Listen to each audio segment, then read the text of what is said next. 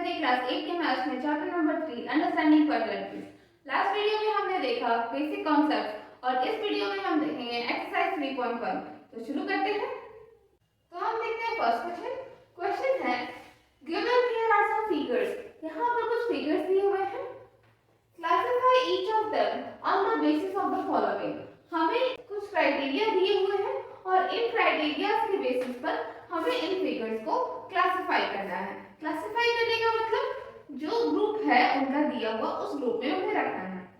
अब पहला क्वेश्चन दिया हुआ हमारे पास सिंपल कर्व। तो सिंपल कर्व जैसा कि मैंने लास्ट वीडियो में बताया था वैसे कर्व्स होते हैं जिन्हें हम फ्री हैंड ड्राइंग करते हैं। फ्री हैंड ड्राइंग होने का मतलब कि हमें कहीं भी पेंसिल एक बार उठाना नहीं है ड्रॉ करते टाइम। जैसे कि आप ये देख लो, ये वाला फिगर यहाँ से मैंने ऐसे ड्रॉ किया, ऐसा ऐसा, ठीक है, कहीं हमने पेंसिल उठाया नहीं है। So this is a close figure and this is a simple curve, ठीक है। तो ये सिंपल कर्व है। तो इनमें से देखो आप कौन कौन सा कंटीन्यूअस नहीं है, तो इसको आप फ्री हैंड ड्राइंग नहीं कर सकते हो बिकॉज बीच में आपको उठाना पड़ेगा। और कौन सा है? और ये वाला है। कैसे है ये वाला? इस टाइप का है, यहाँ से आपको जाना होगा, ऐसे जाना होगा। अब ये कंटीन्यूअस आप करने में आपको एक बार पेंसिल उठाना पड़ेगा, तब जाकर के आप एक सीधा लाइन खींच सकते हो। अगर ये ऐसा होता इस तरह से तो फिर हमें कोई प्रॉब्लम नहीं होता बिकॉज यहाँ पर ये वर्टेक्स बन रहा है। बट यहाँ पर कोई वर्टेक्स नहीं बन रहा है, ये एक ओवल है इस तरह से, ये दो ओवल है इस तरह से और बीच से हमने इसे लाइन खींच दिया है। यहाँ पर देखो, यहाँ पर आपको ऑलरेडी वर्टेक्स मिल रहा है, 1 2 3। यहाँ पर आपको वर्टेक्स वो नहीं मिल रहा है, इसीलिए ये एक सिंपल कर्व नहीं है। तो जब सिंपल कर्व नहीं है तो ये हमारा इस क्राइटेरिया में नहीं रह सकता। तो क्या लिखेंगे इसको? हम लिखेंगे यहाँ पर simple curves are continuous figures. और एक क्राइटेरिया रहता है सिंपल कर्व का कि वो जो भी लाइंस हम यूज करेंगे वो एक दूसरे को क्रॉस ना करें। ये सब हमने लास्ट वीडियो में बताया है, अगर आपने वो उस वीडियो को नहीं देखा है तो जाकर देखिए। तो simple curves are continuous figures that do not cross each other. Simple curves are continuous figures that do not cross each other. Cross इसमें से कौन कौन से क्रॉस कर दे रहा है? ये दोनों तो चलो ठीक है, ये आपको यहाँ पर क्रॉस कर दे रहा है लाइन से एक दूसरे को। So this is not simple figures. ये भी कैंसिल हो गया, ये तो कैंसिल हो गया। तो कौन कौन हो गए? 1 2 5 6 7, ये सारे हैं जो हमारे पास सिंपल कर्व्स है। Here 1 2 5 6 and 7 meet the required condition. Therefore 1 2 5 6 and 7 are क्या है? Simple curves. ठीक है। सो कौन कौन से हो गए? 1 2 5 6 7, 1 2 5 6 7 आर सिंपल कर्व्स। अब हम देखते हैं simple closed curve. Simple closed curve वो होते हैं जिनका एक फिक्स एरिया उनके अंदर इनक्लोज्ड रहता है। तो इसमें देखिए, इसमें भी कुछ एरिया इनक्लोज्ड है, enclosed area, enclosed area, enclosed area, enclosed area. यहाँ पर हमारे पास जितने भी सिंपल कर्व है सारे के सारे क्लोज एरिया वाले हैं, मतलब सबका एरिया प्रॉपर्ली क्लोज्ड है। सो ये सिंपल क्लोज कर्व में आ जाएंगे, ठीक है। तो इसके लिए क्या लिखेंगे हम? Since simple close curves are simple curves that enclose a particular area। ठीक है। सिंपल क्लोज का है वो सिंपल कर्व जो एक पर्टिकुलर एरिया को इनक्लोज कर रहे हैं, ठीक है, बंद कर पा रहे हैं। तो कौन कौन से हो गए? Here 1 2 5 6 and 7 are simple curves and enclose an area। ये सिंपल कर्व्स है 1 2 5 6 7, ये सारे सिंपल कर्व्स है और एरिया भी इनक्लोज कर रहे हैं। Therefore 1 2 5 6 and 7 are simple closed curves. ठीक है, अब हम देखते हैं थर्ड क्राइटेरिया पॉलीगन का। पॉलीगन होने के लिए क्या क्राइटेरिया चाहिए होता है? पॉलीगन हम उन सिंपल क्लोज्ड कर्व्स को कहते हैं जिनके स्ट्रेट लाइंस होता है। ठीक है, सिंपल क्लोज्ड कर्व्स कौन कौन से हैं? पहले तो ये 1 2 5 6 7 सारे ही हैं और उनमें सारा ही स्ट्रेट लाइंस होता है, यानी कि पूरा ही पूरा वो लाइन सेगमेंट से बना होता है। ये पूरा लाइन सेगमेंट से बना है नहीं, ये भी नहीं, ये भी नहीं। कौन कौन सा लाइन सेगमेंट से बना हुआ है? ये वाला और ये वाला। सो 1 और 2 ही है जो कि पॉलीगन हो सकता है। तो हम इसके लिए लिखते हैं since polygons are simple closed curves that are made up of line segments। ठीक है, पॉलीगन वो सिंपल क्लोज कर्व्स होते हैं जो कि लाइन सेगमेंट से बने होते हैं। Here 1 and 2 are simple closed curves and are made up of line segment। Therefore 1 and 2 are polygons। ठीक है, अब हम बढ़ते हैं नेक्स्ट क्राइटेरिया की तरफ। नेक्स्ट क्राइटेरिया है कॉन्वेक्स पॉलीगन। सो कॉन्वेक्स पॉलीगन कौन से होते हैं? कॉन्वेक्स पॉलीगन वो पॉलीगन होते हैं जिनका अगर हम डायगोनल बनाएं तो जो भी उनका पार्ट होगा वो सारा इस डायगोनल के बाहर होगा। ठीक है, सो कौन कौन से ऐसे पॉलीगन है आप इस पे डायगोनल बना के देख लो। ये वाला डायगोनल होगा, एक डायगोनल ये होगा, एक डायगोनल ये होगा। अब देखो जब हम ऐसे डायगोनल बनाते हैं तो ये वाला जो पोर्शन है ये इसके अंदर आ जा रहा है। ठीक है, सो ये कॉन्वेक्स पॉलीगन है नहीं है। इस पे देखते हैं, इस पे जब हम ऐसे डायगोनल बनाते हैं या फिर आप ऐसे डायगोनल बना लो, दोनों तरीके से ही देख लो, सारा ही साइड्स बाहर में है, कोई भी डायगोनल के अंदर नहीं आ रहा है। सो कॉन्वेक्स पॉलीगन कौन सा हो गया? ये वाला, इसमें कोई भी पार्ट अंदर नहीं आ रहा है। और ये कौन सा हो जाएगा? ये हो जाएगा नेक्स्ट क्राइटेरिया जो कि है concave polygon.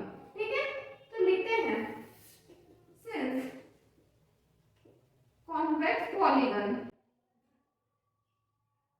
Is a polygon whose all parts are exterior to the diagonal। ठीक है, convex polygon is a polygon जिसका सारा ही पार्ट एक्सटीरियर है उसके डायगोनल से। ठीक है, here second two meets this condition, therefore 2 is a convex polygon।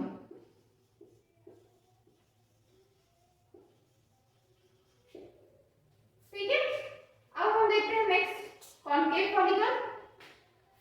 यहाँ लिखते हैं since concave polygon is a polygon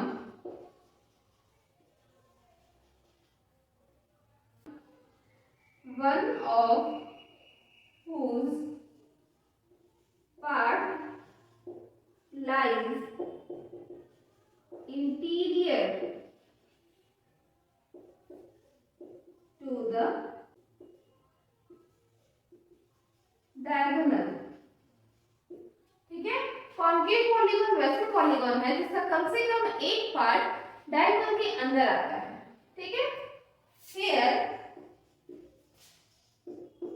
one meets this condition। यहाँ पर वन ही ऐसा फिगर है जो कि इस कंडीशन से मीट कर रहा है। therefore one is a concave polygon।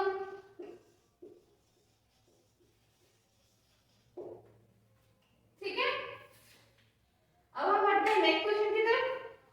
हम देखते हैं क्वेश्चन नंबर 2। क्वेश्चन है how many diagonals does each of the following have. हमें निकालना है कि इन सारे फिगर्स के पास कितने सारे डायगोनल्स होते हैं। ठीक है, तो देखते हैं पहला क्वेश्चन, एक कॉन्वेक्स क्वाड्रिलेटरल। हमें एक कॉन्वेक्स क्वाड्रिलेटरल लेना है। लेट्स से हमें लिया ये कॉन्वेक्स क्वाड्रिलेटरल। ठीक है, अब आप देखो डायगोनल किसको कहते हैं। डायगोनल्स वो लाइन सेगमेंट होते हैं जो कि नॉन एडजेसेंट पॉइंट्स को मिलाते हैं। यहाँ पर नॉन एडजेसेंट पॉइंट कौन कौन से हैं, एक ये है और एक ये है, बस यही तो है। ठीक है, और कौन सा है, और कोई है, हाँ ये वाला और ये वाला भी नॉन एडजेसेंट पॉइंट्स है। सो एक डायगोनल हो गया हमारा ये और दूसरा डायगोनल हो गया हमारा ये। ठीक है, यही तो है, तो ये हो गया हमारा एक दो, एक कॉन्वेक्स क्वाड्रिलेटरल का दो डायगोनल हो गया। ठीक है, अब हम इसे लिखते हैं, कैसे लिखेंगे इसको, late A B C D be a convex quadrilateral।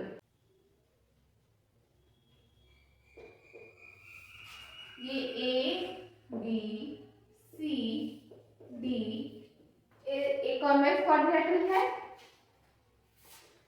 और डायगोनल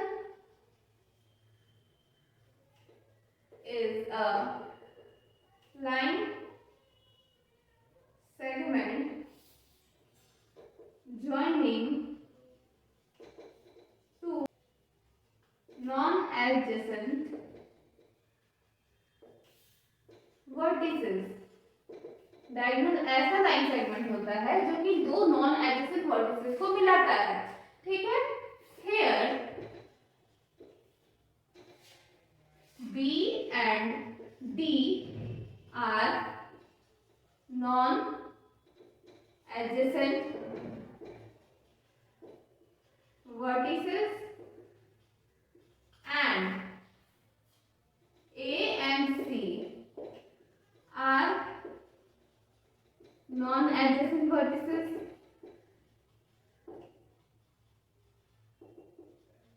B और D जो है ये नॉन एडजेसेंट है, A और C जो है ये नॉन एडजेसेंट वर्टिसेस है। सो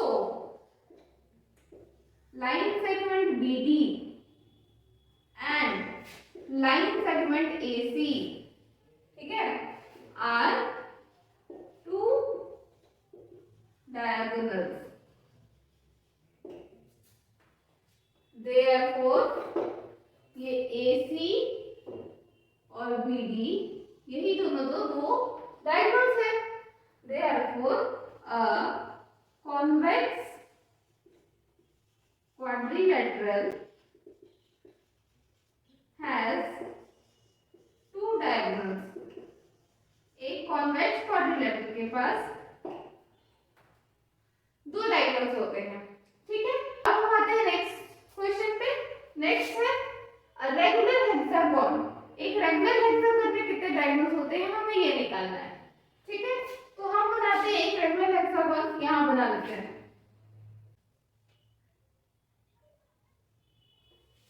ठीक है, ये हो गया एक रेगुलर हेक्सागोन। हम लिखते हैं Let A, B, C, D, E, F, A, B, C, D, E, F, ठीक है, ये सारे हैं. Is a regular hexagon.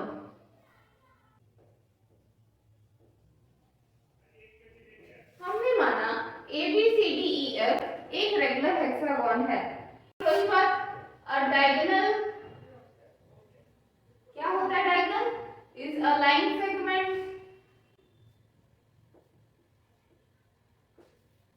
joining two non-adjacent vertices. Diagonal एक लाइन सेगमेंट होता है जो कि दो नॉन एडजेसेंट वर्टिसेस को मिलाता है. Here pair of non-adjacent vertices are, कौन कौन से ऐसे वर्टिसेस के पेयर हैं जो कि नॉन एडजेसेंट है? तो हम स्टार्ट करते हैं ए से. ठीक है, ए के साथ देखते हैं. ए के साथ बी तो है एडजेसेंट, एफ है एडजेसेंट, तो ए के साथ सी आ गया एक बार. ठीक है, ए के साथ सी, फिर ए के साथ डी, ये हो गया एक. फिर ए के साथ ई, एफ नहीं ले सकता बिकॉज एफ तो एडजेसेंट हो गया. अब बी देखते हैं. ठीक है, बी से तो बी के साथ ए तो एडजेसेंट है, सी भी एडजेसेंट है, डी नहीं है, तो बी के साथ डी लिखते हैं. ठीक है, ई है क्या? नहीं है, तो बी के साथ ई भी नॉन एडजेसेंट है. और क्या? बी के साथ एफ भी नॉन एडजेसेंट है. ठीक है, अब देखते हैं सी से. तो सी के साथ बी एडजेसेंट है और डी एडजेसेंट है, तो सी के साथ ई आ गया जो कि नॉन एडजेसेंट है, सी के साथ ई आ गया, और सी के साथ एफ है जो कि नॉन एडजेसेंट है. ठीक है, आगे ए भी नॉन एडजेसेंट है, लेकिन ए और सी का तो ग्रुप हम पहले ही बना चुके हैं. ठीक है, सो सी के साथ ए नहीं लेंगे और डी देखते हैं. डी के साथ तो ई एडजेसेंट है, एफ एडजेसेंट नहीं है, तो डी और एफ का हमारा ग्रुप बन गया. और क्या है? ए भी नॉन एडजेसेंट है, लेकिन ए के साथ तो पहले ही ग्रुप बना चुके हैं. बी भी नॉन एडजेसेंट है, लेकिन बी के साथ भी हम पहले ही ग्रुप बना चुके हैं. ठीक है, ई का देखते हैं. ई के साथ एफ एडजेसेंट है, ई के साथ ए नॉन एडजेसेंट है, लेकिन ग्रुप बन चुका है. ई के साथ बी बन चुका है ग्रुप, ई के साथ सी बन चुका है ग्रुप, और डी तो एडजेसेंट है ही. एफ से देखते हैं. एफ के साथ ए एडजेसेंट है, बी बन चुका है ग्रुप, बी एफ, सी बन चुका है ग्रुप, डी बन चुका है, ई एडजेसेंट है. तुम्हारे पास टोटल कितने पेयर हो गए? 9 पेयर हो गए. देयरफॉर लिखते हैं line segment AC, AD, AE, BD, BE, BF, CE, CF and DF.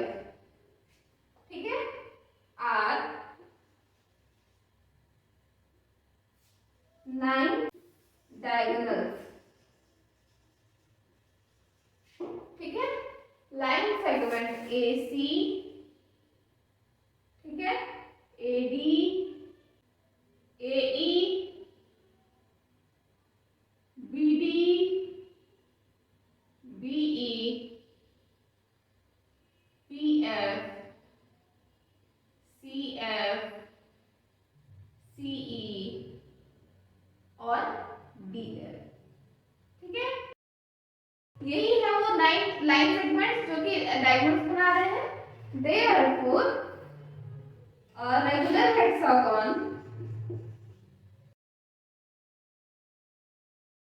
has 9 diagonals. हम देखते हैं नेक्स्ट क्वेश्चन.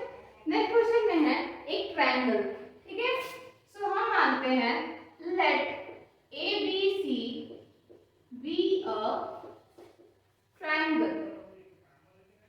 हमने एक ट्रायंगल बनाया,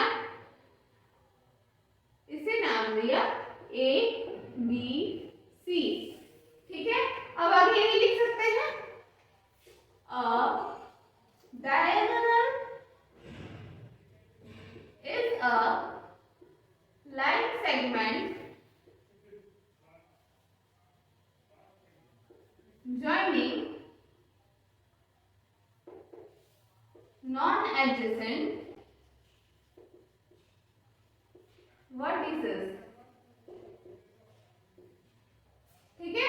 एक डायगोनल एक ऐसा लाइन सेगमेंट है जो दो नॉन एडजेसेंट वर्टिसेस को मिलाता है। अब here A से देखो C ये भी एडजेसेंट है, B ये भी एडजेसेंट है, B से देखो A भी एडजेसेंट है, C भी एडजेसेंट है, C से देखो B भी एडजेसेंट है, A भी एडजेसेंट है। Here we have no non-adjacent vertices, हमारे पास कोई भी नॉन एडजेसेंट वर्टिसेस नहीं है। Therefore a triangle has zero diagonals, एक ट्रायंगल के पास कोई डायगोनल नहीं होता है, ठीक है। अब हम देखते हैं नेक्स्ट क्वेश्चन। अब हम देखते हैं थर्ड क्वेश्चन। थर्ड क्वेश्चन है what is the sum of the measure of the angles of a convex quadrilateral, यानी कि हमें एक कॉन्वेक्स क्वाड्रिलेटरल लेना है और उसके एंगल्स का सम निकालना है। Will this property hold if the quadrilateral is not convex, क्या ये प्रॉपर्टी वैसा ही रहेगा अगर हम क्वाड्रिलेटरल कॉन्वेक्स नहीं लेते हैं तो हम देखते हैं ये क्वेश्चन। सबसे पहले हम लेते हैं एक convex quadrilateral. So this is a convex quadrilateral, ये एक कॉन्वेक्स क्वाड्रिलेटरल है। माना हमने इसका साइड लिखते हैं ए बी सी डी, ठीक है। Let A B C D be a convex quadrilateral. A B C D एक कॉन्वेक्स क्वाड्रिलेटरल है, ठीक है। कंस्ट्रक्ट करते हैं, कंस्ट्रक्शन हमने कंस्ट्रक्ट किया ए सी बी अ डायगोनल। ए सी एक डायगोनल है जो हमने ड्रॉ किया है अभी, ठीक है। अब now we have triangle ABC and triangle ACD in convex quadrilateral ABCD। Convex quadrilateral ABCD में हमारे पास ABC एक ट्रायंगल है, ACD एक ट्रायंगल है, ठीक है। नाउ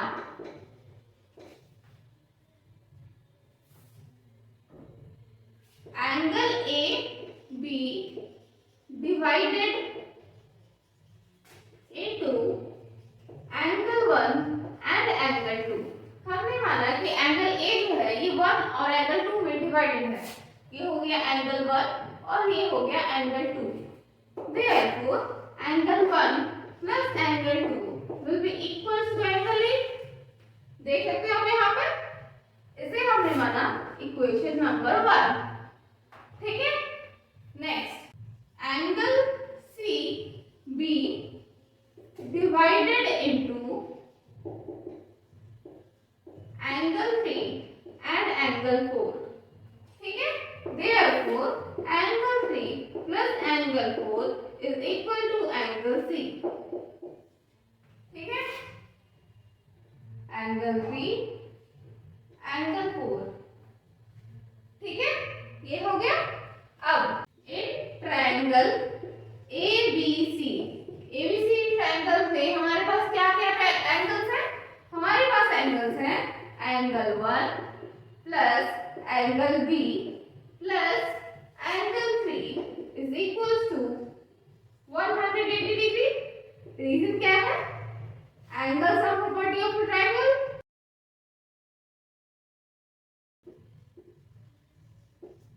ठीक है, एक ट्रायंगल का एंगल सम 180 डिग्री होता है, इसी प्रॉपर्टी को हम यहाँ पर यूज किए हैं।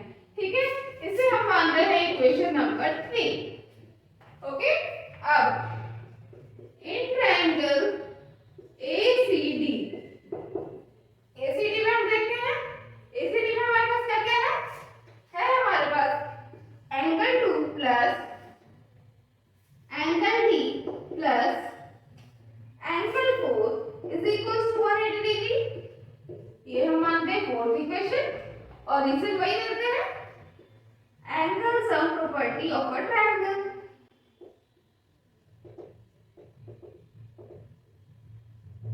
ठीक है, नाउ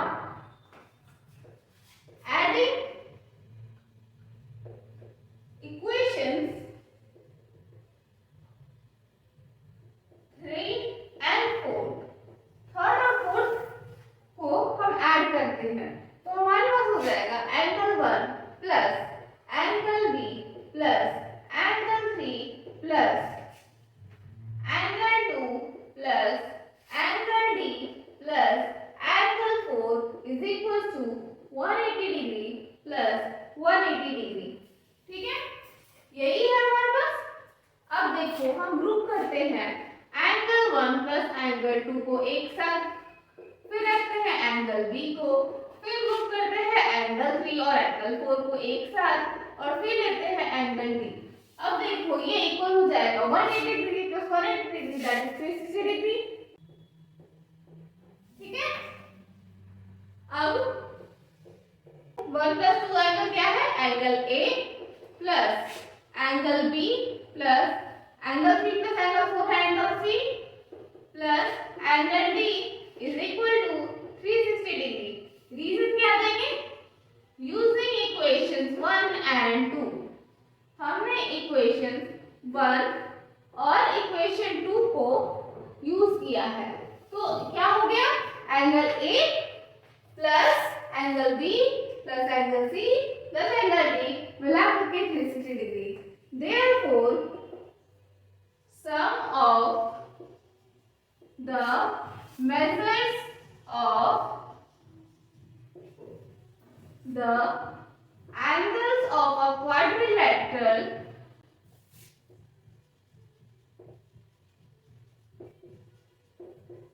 is 360 degrees। ठीक है, हमारे पास क्या हो गया? Angles of a convex quadrilateral, sorry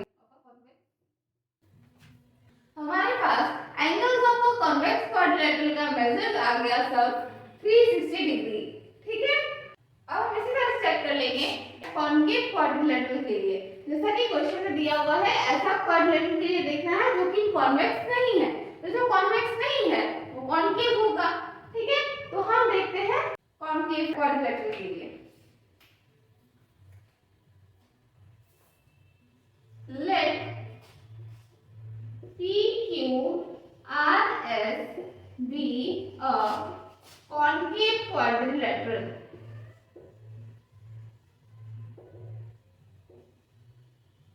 ठीक है, PQRS को हम एक लेते हैं कॉन्केव क्वाड्रिलेटरल। ठीक है, ये हो ऐसा ही होता है कॉन्केव क्वाड्रिलेटरल। ये हो गया PQRS। ठीक है, ये है कॉन्केव क्वाड्रिलेटरल। नाउ कंस्ट्रक्ट, क्या कंस्ट्रक्ट करना है हमें? SQ be a diagonal।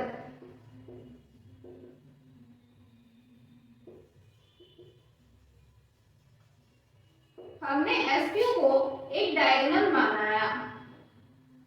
Now triangle PQS and triangle QRS are two parts of quadrilateral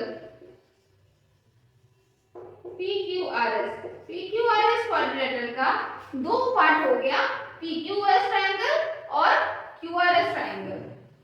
ठीक है, अब हम आगे देखते हैं। Let angle Q be divided into angle 5 and angle 6। इसको एंगल Q को हम डिवाइड करते हैं एंगल 5 और एंगल 6 में। ठीक है, therefore angle 5 plus angle 6 is equal to angle Q। हम इसे मानते हैं इक्वेशन नंबर 5। ठीक है, angle S B divided into angle 7 and angle 8। ठीक है, ये हो गया एंगल 7 और ये हो गया एंगल 8। ठीक है, therefore angle 7 plus angle 8 is equal to angle S। इसे हम मानते हैं इक्वेशन नंबर 6। ठीक है, आगे हम देखते हैं in triangle PQS। In triangle PQS में हमारे पास क्या क्या है? Angle P plus angle 5 plus angle 7 is equal to 180 degree. इसे हम मानते हैं इक्वेशन नंबर 7। रीजन देंगे angle sum property of a triangle.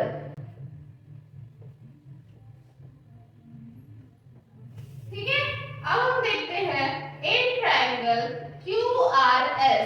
QRS में हमारे पास क्या है?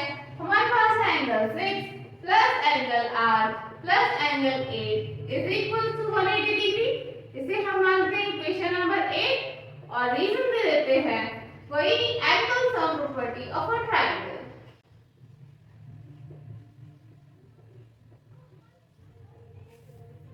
आगे हम करते हैं adding equation 7 and 8। Adding equation 7 and 8। 7 और 8 इक्वेशन को ऐड करने में हमारे पास क्या मिल रहा है? Angle P plus angle 5 plus angle 7 plus angle 6 plus angle R plus angle 8 is equal to 180 degree plus 180 degree. यही है हमारे पास। अब हम इसको रिग्रुप करते हैं। एंगल P को ऐसे ही रखते हैं, हम ग्रुप करते हैं एंगल 5 और एंगल 6 को एक साथ, फिर रखते हैं एंगल R को और ग्रुप करते हैं एंगल 7 और एंगल 8 को एक साथ, और ये हो जाएगा 180 degree plus 180 degree is equal to 360 degree. ठीक है, आगे एंगल P ऐसे कैसे रह जाएगा? 5 प्लस 6 है हमारे पास एंगल Q, R ऐसे का ऐसे रह जाएगा, और 7 प्लस 8 है हमारे पास angle S। So this will be angle S और ये हो जाएगा 360 डिग्री। रीजन देंगे using equation 5 and 6।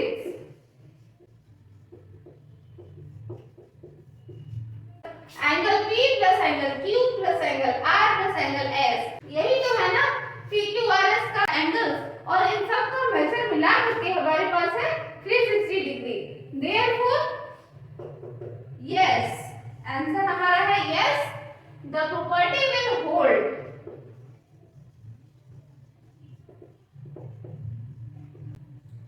Even if the quadrilateral is not convex।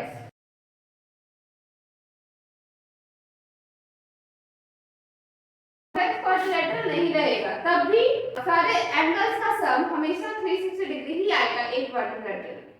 ठीक है, तो आज के लिए बस इतना ही। बाकी ये क्वेश्चन हम देखेंगे नेक्स्ट वीडियो में। अगर आपको ये वीडियो हमारा पसंद आया तो इसे लाइक करें, कमेंट करें और अपने फ्रेंड्स के बीच में शेयर करें। अगर आप इस चैनल पे नए हैं तो इस चैनल को सब्सक्राइब करें।